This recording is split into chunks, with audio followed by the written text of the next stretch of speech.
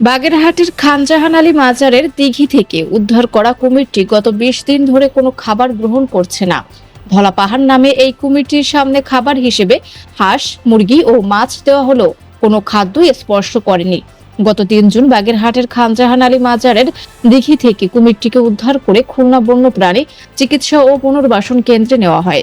এরপর থেকে নিয়মিত জীবিত হাঁস, মুরগি ও মাছ সরবরাহের পাশাপাশি পানির পরিবেশও পরিবর্তন করা হয়েছে।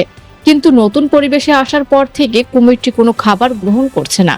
তবে পুনর্বাসন কেন্দ্রের কর্মকর্তারা জানিয়েছেন, প্রায় ৫০ বছর বয়সী ৭ থেকে ৮ ফুট লম্বা এবং আনুমানিক ৪০০ থেকে ৬০০ কেজি ওজনের এই কুমিরটি দীর্ঘদিন খাবার না খেলেও এখনো সুস্থ ও স্বাভাবিক আচরণ করছে। বন বিভাগের কর্মকর্তারা জানান, যারা সরীসৃপ বা রেপটাইলস যারা আছে এরা আসলে কয়েক মাস পর্যন্ত, এমনকি ১ বছর পর্যন্ত না খেয়ে এরা থাকতে পারে। এরা একটা স্বাভাবিক প্রক্রিয়া, এতে স্বাভাবিকভাবে কোনো উদ্বিগ্ন হওয়ার কারণ নেই। ওকে কিন্তু খাবার দেয়া আছে, মুরগি দিয়েছি, হাঁস দিয়েছি এবং পানিতে মাছ ছাড়া আছে। সুতরাং সে যদি ক্ষুধা বোধ করে তার খাবার কিন্তু সবসময় রেডি আছে, সে চাইলেই খাইতে পারে। কুমির কয়েক মাস থেকে না খেয়ে কয়েক বছর পর্যন্ত থাকতে পারে, তাতে তাদের কোনো সমস্যা হয় না। কুমিরটির মাধ্যমে মানুষের কোনো ঝুঁকি না থাকলে প্রয়োজনীয় ব্যবস্থা শেষে আবারও এটিকে খানজাহান আলী মাজারের দিঘিতে অবমুক্ত করা হবে।